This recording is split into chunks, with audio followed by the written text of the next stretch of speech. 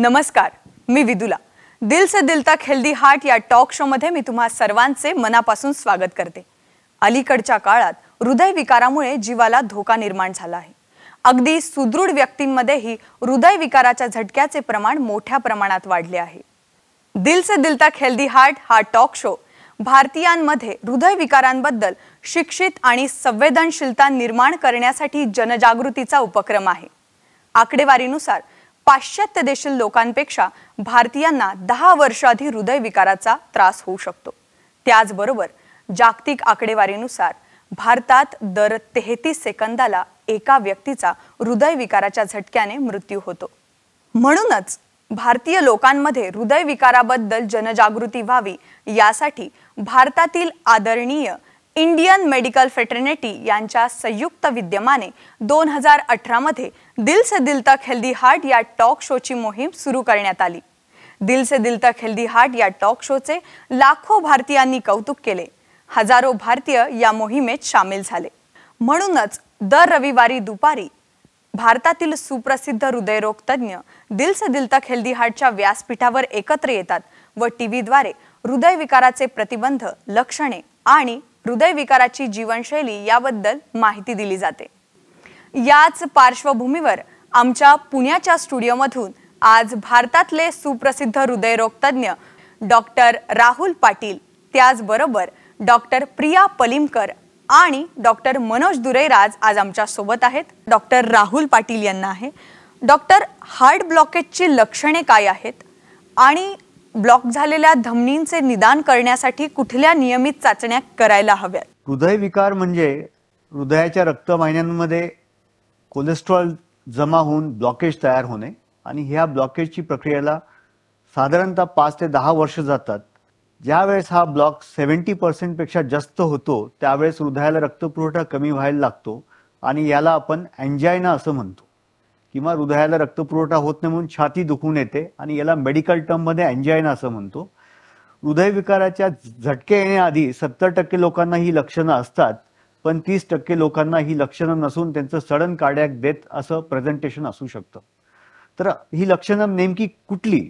तर ज्यावेळेस रक्तपुरवठा हृदयाला कमी व्हायला लागतो त्यावेळेस छातीच्या मधोमध कोणतरी बसलंय किंवा जडपणा येतो आणि हा जडपणा डाव्या हाताला किंवा उजव्या खांद्याला जाऊ शकतो आणि डाव्या हाताच्या करंगळीपर्यंत ट्रॅव्हल होऊ शकतो. हा जो जडपणा आहे चालताना, जेवणानंतर, चढ चढताना वाढतो आणि आपण थोडा आराम केला की कमी होतो. याला आपण क्लासिकल अँजायना असं म्हणतो. यासोबत मला अजून एक प्रश्न त्यातच विचारला होता की ह्या ब्लॉकेजेसचं डायग्नोसिस किंवा कसं काय आपण रेग्युलर चाचण्यांमध्ये समजू शकतो. तर जर आपल्याला डायबिटीज आहे, ब्लड प्रेशर आहे, स्मोकिंग करतात किंवा फॅमिली हिस्ट्री हार्ट डिसीजची आहे, तर हे जे क्लासिकल सिम्पटम्स रिस्क फॅक्टर्स आहेत, ह्या रिस्क फॅक्टर्सच्या लोकांमध्ये हार्ट अटॅकचं प्रमाण जास्त असतं. तर ह्या सर्व लोकांना ज्यांना हाय रिस्क आहे ह्या लोकांनी रेग्युलर तपासण्या केल्या पाहिजे, ज्यामध्ये आपण फास्टिंग कोलेस्ट्रॉल तपासले पाहिजे, ब्लड प्रेशर आणि HbA1c शुगर तपासली पाहिजे. हे तपासण्या झाल्यानंतर कार्डिओलॉजिस्टचं ओपिनियन घेऊन ECG, 2D इको आणि स्ट्रेस टेस्ट केली पाहिजे. तर यामध्ये ट्रीटमेंटमध्ये माझे बाकी कलिग सर्व सांगतीलच, पण अँजिओप्लास्टी आणि बायपास सर्जरी ही ट्रीटमेंट राहते, पण ज्या लोकांना ब्लॉक्स कमी आहेत त्यांना मेडिसिननी मॅनेज केले जातं. माझा पुढचा प्रश्न डॉक्टर प्रिया पलिमकर यांना आहे. डॉक्टर, हृदयविकाराचा झटका येण्यापूर्वी शरीर आपल्याला सावध करते का? आणि त्याचबरोबर हृदयविकाराचा झटका आल्यानंतर जीव वाचवण्यासाठी रुग्णांना कुठले उपचार पद्धती उपलब्ध आहेत? प्रत्येक पेशंट जे आम्ही बघतो हृदयविकाराचे, त्यांना जेव्हा आम्ही हिस्ट्री घेतो, प्रश्न विचारतो की पूर्वी काय त्रास झालेला आहे का तुम्हाला, तर मोस्ट ऑफ द पीपल त्यांना काही ना काही सिम्पटम्स झालेले असतात. काही लोकांना असं जसं डॉक्टर राहुलने ऑलरेडी सांगितलं की छातीत वजन ठेवल्यासारखं किंवा प्रेशर आल्यासारखं वाटतंय. काही लोकांना छातीत जळजळ होते आणि मग त्यांना वाटते की हे ऍसिडिटी आहे किंवा गॅस आहे. बरेचसे लोक हे डिनायल फेज मध्ये असतात की त्यांना वाटतं की हे हार्टचं सोडून बाकी काहीही असू शकतं, म्हणजे ऍसिडिटी, गॅस होऊ शकतं. ते औषधं घेतात, कोणी इनो घेतो, कोणी ऍसिडिटीची औषधं घेतात आणि दुर्लक्ष करतात. आणि त्यामुळे काय होतं की हे जे वॉर्निंग साइन्स जे आहेत ते पिकअप नाही झाल्यामुळे म्हणजे सडनली काही दिवसानंतर त्यांना मोठा हार्ट अटॅक येऊन जातो. तर जर तुम्हाला कधी असे थोडेफार वॉर्निंग साइन्स असतील तर तुम्ही तातडीने तपासून घेऊ शकता तुमच्या हार्ट स्पेशलिस्टकडे जाऊन. आणि समजा तुम्हाला आलाच हार्ट अटॅक तर तुम्ही काय केलं पाहिजे एमर्जन्सीमध्ये. जर तुम्ही एकटे आहात तर द फर्स्ट थिंग की तुम्ही you should call for help. कुठल्या तरी ॲम्ब्युलन्सला किंवा तुमच्या फ्रेंड कोलीग कोणाला तरी फोन करून हेल्प बोलून घ्यायला पाहिजे. जर तुम्ही अशा ठिकाणी आहात जिथे तुम्ही झोपू शकता तर झोपून रेस्ट केलं पाहिजे. जर टाईट कपडे घातलेले आहेत तर ते लूज केले पाहिजे आणि रिलॅक्स केलं पाहिजे. कारण बरेचदा अँझायटी खूप बिल्डअप होते आणि मग पेशंट अजून जास्त त्रास होतो त्यांना. जर म्हणजे तुमच्या प्रिमाइसेसमध्ये काही मेडिकल हेल्प अवेलेबल असेल आणि ॲस्पिरिन किंवा डिस्प्रिन असेल तर पटकन ते चावायला पाहिजे. कारण ॲस्पिरिन हे एक रक्त पातळ करण्याचं औषध आहे. हे घेतल्यानंतर लगेच रक्त पातळ होण्याची क्रिया जी आहे ती सुरुवात होते, जे आपल्याला म्हणजे हेल्प करतो हार्ट अटॅकमध्ये. पण the most important thing is aspirin घेणं, कॉल फॉर हेल्प आणि लगेच जवळच्या हॉस्पिटलला जाणं जिथे टर्शरी केअर अवेलेबल आहे, जिथे तुमची अँजिओग्राफी अँजिओप्लास्टी होऊ शकते. अक्यूट हार्ट अटॅकमध्ये बेस्ट ट्रीटमेंट आहे प्रायमरी अँजिओप्लास्टी. आणि जर ते अवेलेबल नसेल तुमच्या ठिकाणी तर रक्त पातळ होण्याचे औषधं जे आहेत इंजेक्शन, थ्रॉम्बोलिटिक एजंट्स म्हणतात त्यांना, ते दिले जातात आणि ते तुमच्या रक्तवाहिनीच्या ब्लॉकला विरघळण्याचं म्हणजे क्रिया जी आहे ती सुरू करू शकते. माझा पुढचा प्रश्न डॉक्टर मनोज दुरईराज यांना आहे. डॉक्टर, अलीकडच्या काळात नियमित व्यायाम करणाऱ्या सुदृढ लोकांमध्येही हृदयविकाराचे प्रमाण आढळते. त्याचबरोबर त्यांना हृदयविकाराचा झटका सुद्धा येतो. याबद्दल डॉक्टर म्हणून तुमचे काय मत आहे आणि अचानक हृदयविकाराच्या झटक्यामध्ये प्रमाण का वाढत आहे? यंगर पेशेंट्स जो रहते हैं वो आर एक्चुअली वेरी फिट और जिम में भी जाते हैं. नॉर्मली हम लोग भूल जाते हैं कि उनका कुछ फैमिली हिस्ट्री रहेगा. उन्होंने चेकअप तो नहीं किया रहेगा कि उनके पास ब्लड प्रेशर है कि डायबिटीज है कि हाई कोलेस्ट्रॉल है. हम लोग देखते हैं कि as long as we are okay, no symptoms, जैसे डॉक्टर राहुल पाटिल और डॉक्टर प्रिया मैडम ने बताया कि चेस्ट पेन नहीं है, दम नहीं लग रहा है, तो there is no need to go to a doctor.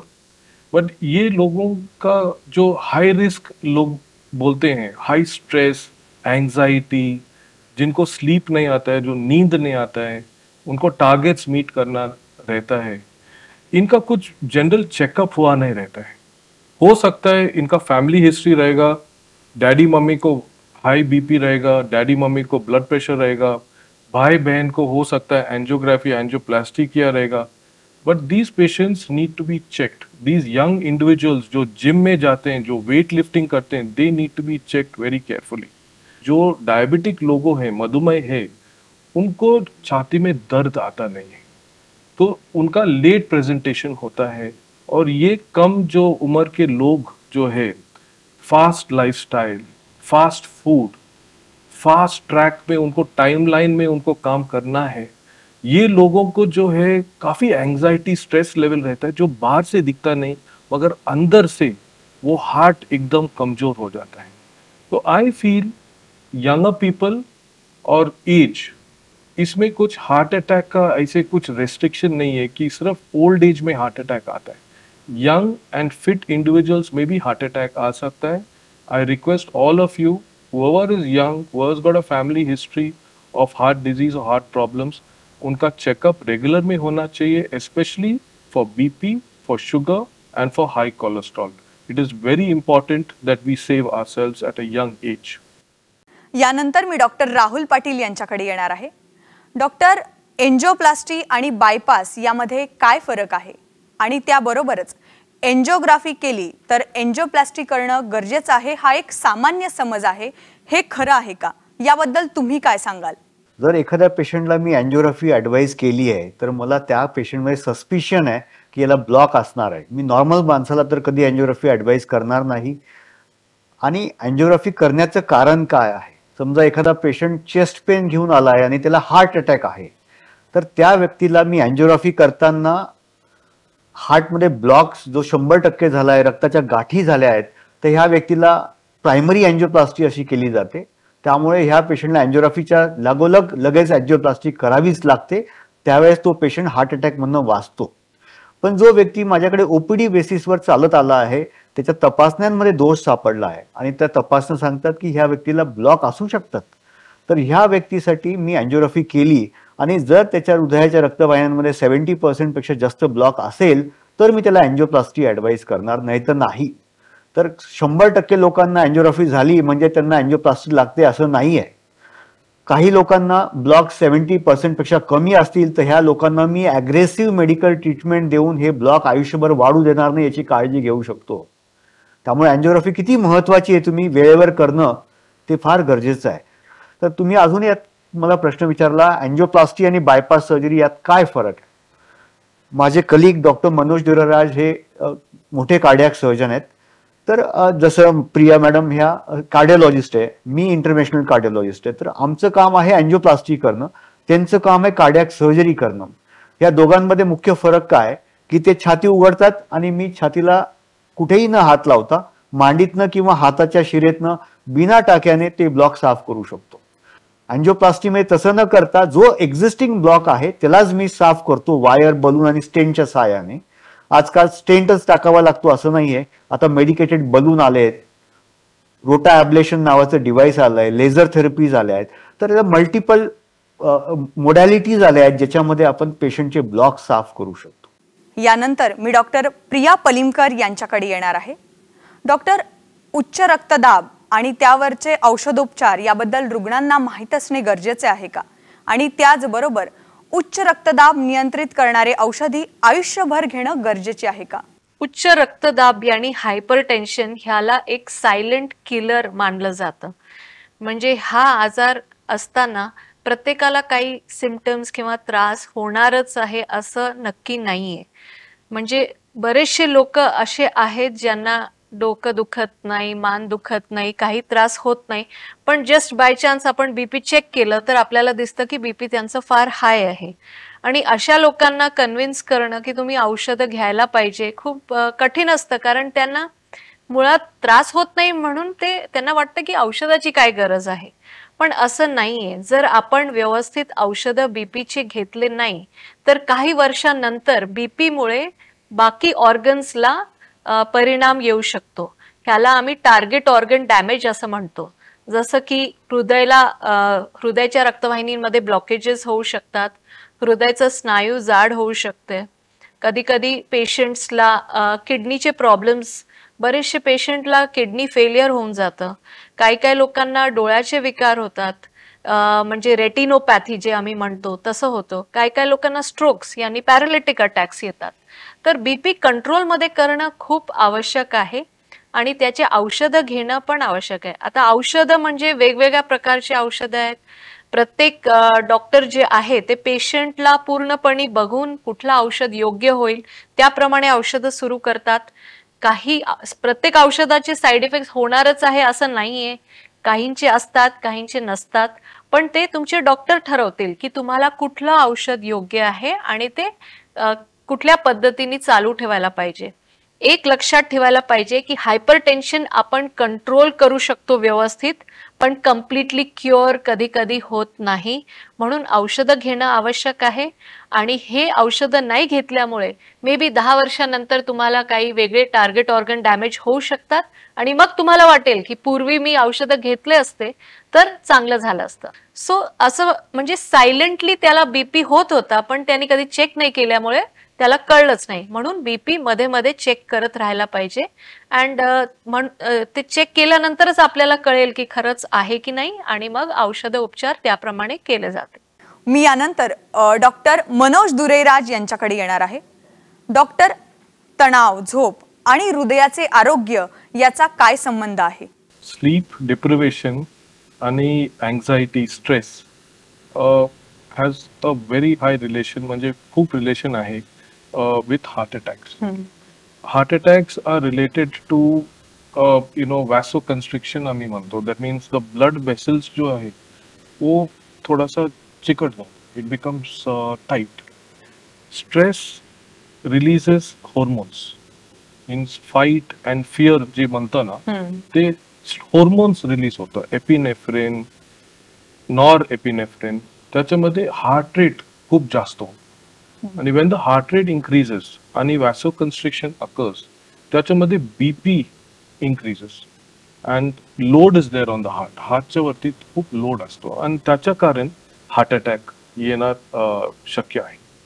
Also in the night, जेव्हा when we are not able to sleep, normally 6 hours and more is the correct amount of sleep which a body should have. 6 hours, that means 6 घंटे के नीचे if you are not able to sleep, then the chances of heart attack almost 10 to 20% more in those people. If the sleep is not there because somebody has got a BPO job and overnight having drinking coffee, or maybe a long weekend ahe, and we are there are people who may think that okay, we will stay awake the whole week, weekend. So sometimes what happens is there is sleep deprivation. त्याच्यामध्ये BP वाढतो, and if the BP is increased in the night, there is a chance that the person will have a high BP even during the daytime, and that can lead to a high load on the heart and can increase the chance of heart attack. आजच्या या कार्यक्रमात तुम्ही आम्हाला खूप महत्त्वपूर्ण माहिती दिली, पण जाता जाता तुम्ही आमच्या प्रेक्षकांना काय संदेश द्याल? Doctor Rahul Patil sir.